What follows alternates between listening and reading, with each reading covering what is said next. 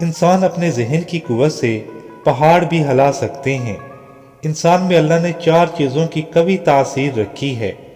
قدیم ہند میں ایک شہر تھا، جو بھی اس پر حملہ کرتا بیمار ہو جاتا۔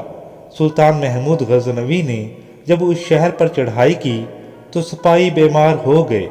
سلطان محمود غزنوی نے وہاں کے لوگوں سے اس کا سبب پوچھا تو بتایا گیا کہ اس شہر میں ایک جماعت ہے، جب کوئی حملہ کرنے کا ارادہ کرتا ہے تو وہ جماعت اپنی قوت ارادی کو استعمال کرتی ہے اور حملہ آوروں پر اپنی فکر مرتکز کر کے اسے بیمار کر دیتی ہے، یعنی صرف ذہنی قوت سے دشمن کو بیمار کر دیتی ہے۔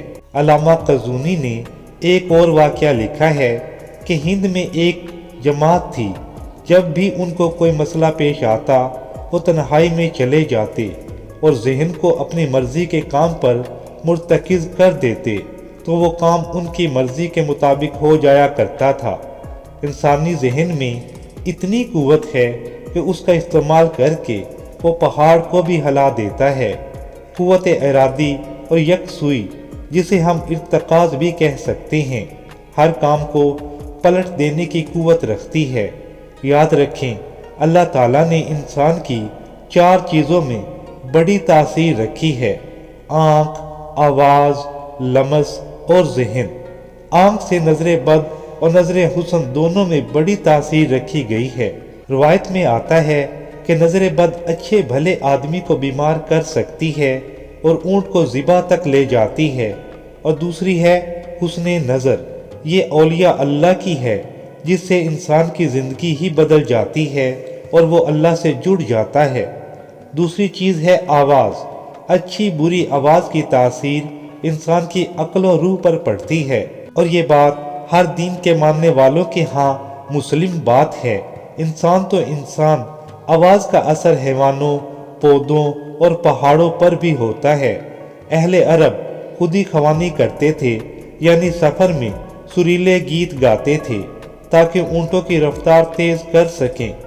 اس کی تاثیر سے اونٹ کئی گھنٹے بھاگتے جاتے، کھانا تک ترک کر دیتے تھے، بعض اوقات بھاگ بھاگ کر مر جاتے تھے۔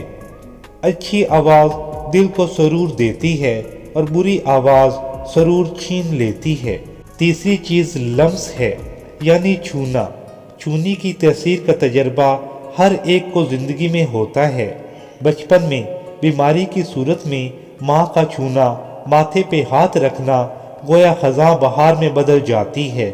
محبوب شخص کا چھونا ایسی تاثیر رکھتا ہے کہ صدیوں کا بیمار ٹھیک ہو جاتا ہے، اور ناپسندیدہ شخص کا چھونا غصہ اور بے چینی پیدا کر دیتا ہے۔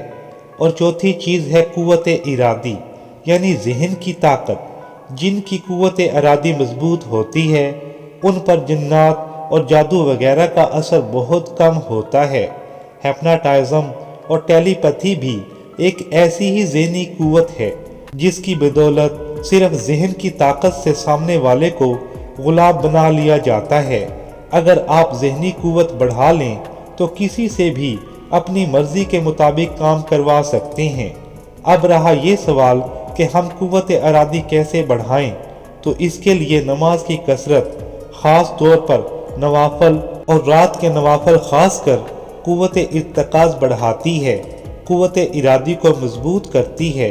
دنیاوی خیالات سے پاک ہو کر نماز پڑھیں، کثرت سے پڑھیں، ذہن کے خفیہ طاقتیں بیدار ہو جائیں گی۔